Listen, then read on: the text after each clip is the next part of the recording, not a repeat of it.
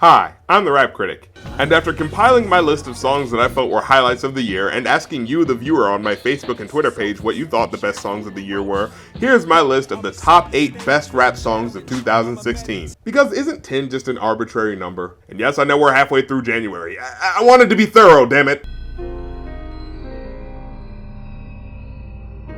So I discovered this song while watching a documentary called 13th, a film about how the prison industry has been manipulated into basically becoming the new Jim Crow by disproportionately criminalizing neighborhoods with black communities. And oh my god, this is the best song to soundtrack that. Slavery still alive, check Amendment 13. Not whips and chains are subliminal. Instead of nigga, they use the word criminal. We staring in the face of hate again, the same hate they say will make America great again. I know people might see Common as just being the in general soundtrack guy for movies with serious issues now, but this one really stands out as having a pointed plea for a more fair justice system in the face of a history of racial discrimination. So I'd suggest checking out that song and the documentary it came from. And I know what you're thinking. Oh, Rap Critic, already with the heavy stuff. So serious, man. Is every song on this list have to be super serious and about deep socially embedded issues in order to make your list? Well, no. Actually, some songs can be as simple as being about, I don't know, say a cat. Hey, Kirby, what you doing, Kirby? So usually Aesop Rock tackles topics that can be a little, cryptic to understand at first. My last name, 1,000 vowels fitting down a sinkhole to a susurrus. What? But Kirby is a very simple song, a song about Aesop just observing his silly cat as it roams around the house. Skittish in a company of stranger danger. Otherwise chase drawstrings, tails, and lasers. Homie don't fetch, only woke to stretch under a fort bubble rich with bowls of goldfish. On the album that this is from, The Impossible Kid, there's a lot of dark moments he explores, and this song serves as a moment of respite from it, which kind of makes it shine more. But as well, it serves its purpose in the narrative, not just being a cutesy cat song, but also as a part of his therapy. 15 years taking prescriptions, now a shrink like, I don't know, maybe get a kitten. For as complicatedly verbose as Aesop can be, this I think is a great entry point to his music for outsiders, and for a particularly good album. Oh yeah, it's about that time to break out those amazing rhymes. What? How'd that get in there? But seriously, I wouldn't do that. So this song is about all the people that annoy homeboy Sandman in his day-to-day life. But on first listen, you'll hear that Sandman is a very odd approach to rapping. Yo, I was riding my bike down the bike path going the wrong way, but who's to say what the wrong way is? Unless they're not minding their business, so long comes this chick. Like, you hear that flow? You know, anyone else doing something like that would sound like amateurish, but I don't know, it works when he does it. Didn't I just send you an entire article about the link between mass media and private prisons that I thought was really important, but you was like, no it isn't. His voice sounds a little like Slick Rick, but his rhyme schemes and flows are frequently disjointed, but somehow still works. I feel like I shouldn't be liking this, but the offbeat patterns of his cadence grabs your ear in a way that I feel is strategically planned for that effect. The only thing I'd say is, I'm not 100% sure what the punchline is supposed to be.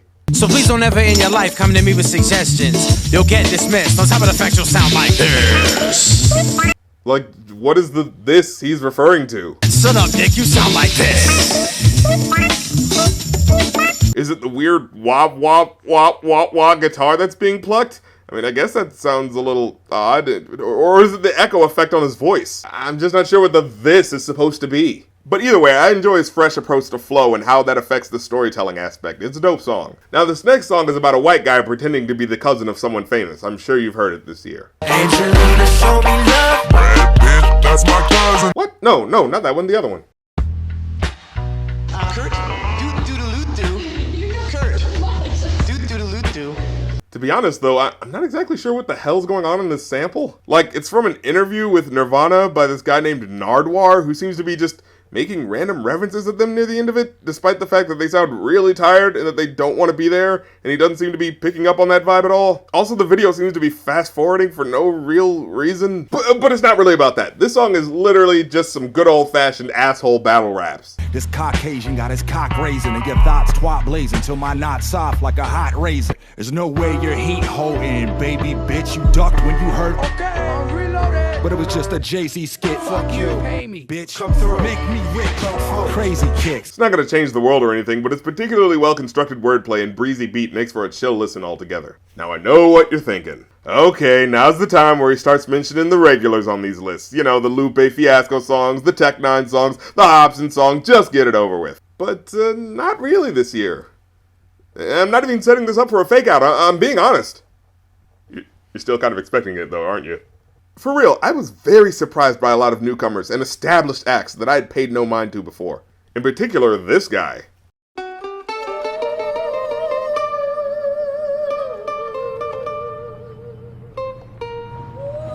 Someone suggested this to me on my Facebook page, and holy crap, I was not expecting this. This chorus legitimately creeped under my skin. Things that used to terrify me are the things that I've become. And Yellow Wolf himself? Dude, I'm not gonna lie, I used to think he was just Bubba Sparks 2.0. And not the good version either, the Miss New Booty version. Just harping off of redneck tropes instead of black ones, raising him no higher than a country bumpkin version of service stereotypes. But maybe I missed something since I heard whatever song made me think that a few years ago? Because this is fantastic writing. There's a dark moon in the clouds, misty fog in the swamp, crickets chirping outside my window, the water thumps. The imagery he invokes is so harrowing and dark, you have no choice but to be transported straight into his memories of darkness and solitude. I see the ghost in the red cloak, the shadows are taking shape, the sound of a faint voice, lost and full of hate, the crackling paint, the old shack with the swinging light, the heroin needles passing, open in plain sight.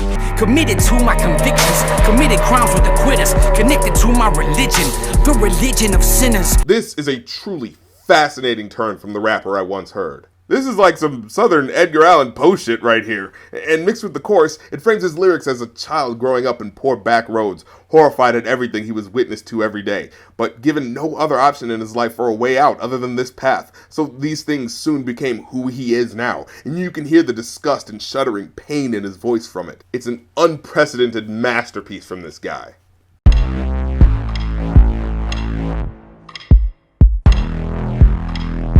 So, you guys might not know this rapper's name, but oh my god, you really should. I felt I had a classic man. I was thinking of a master plan and fell apart faster than the grass under acid rain, or the flash running labs after accidents up in the lab again. This is just lyricism on a level I don't hear often, and she's able to bring a message to her songs without ever needing to drop the ball on lyrical dexterity. In particular, this song is about how she's turning 30 soon, and so she's seen as disposable by society unless she settles down and has kids. But she's basically like, "Ayo, fuck that, son. My vagina not a Timex, so why you wind up in my privates? Tell him it's my body to decide if I'ma be about it or I'm childless.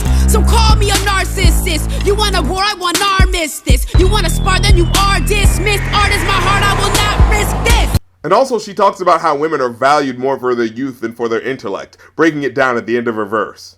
Wine spending big bucks for nip tucks to fix butts, snip guts, I give fucks cause this sucks. No, I got nothing against it, but you gotta follow your instincts. Like, who are you really convincing, and of what are you trying to convince them? And I really like how she ends it here. She's not necessarily pointing fingers at women and clowning them for making the choices to do these things, like a male MC like Hobson would typically do. No, instead, she simply requests that you be actively aware of what you're doing and the overarching sociological factors that have convinced you to do it, and if that's really for you. And I think that's a smarter, more nuanced message than we typically get, and it's a lot more open-ended for the listener to contemplate. And for full disclosure, I actually got to interview her on the Going Off podcast after we reviewed 2 of her albums she released in 2016. She's a really smart, talented MC that you guys need to be looking out for.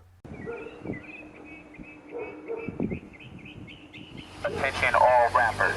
So, earlier this year, I had a whole thing about Christian rap and how I felt that as a genre it can be condescending and pretty limiting concerning really getting people into it. I mean, to me, hip-hop that labels itself as Christian rap usually focuses so much on the praising God stuff that they could never really focus on the flow and lyrical skill enough to be considered really dope, could they? Well, consider my mouth shut. course, these rappers are per diem. They stacking up in my DM. They got a whole lot to say, but introvert when they see them. Make you swallow your words, force feed you till you throw up. Cause I'm really the guy you really wanna be whenever you grow up. And all these rappers on my plate, they like the rib to my prime.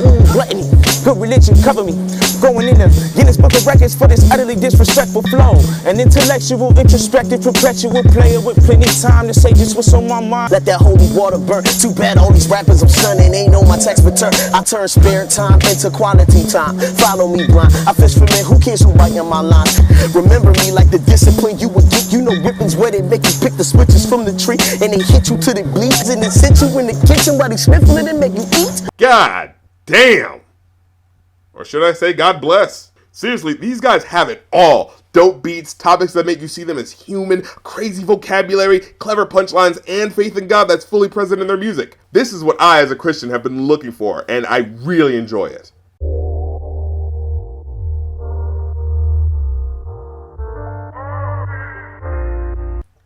Okay.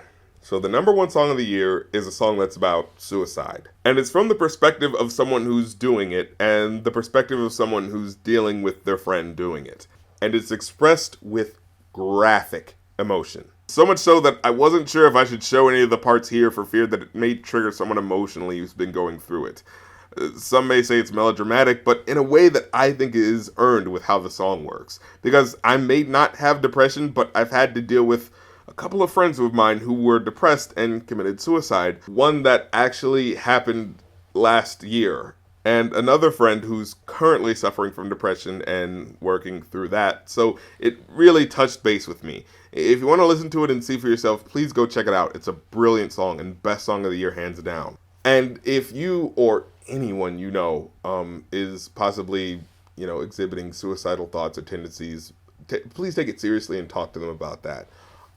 Because it is very serious, and we in general should talk more to our friends about how we're really feeling about certain things, and this song can be a conduit for that. So yeah, I really think that makes it really important.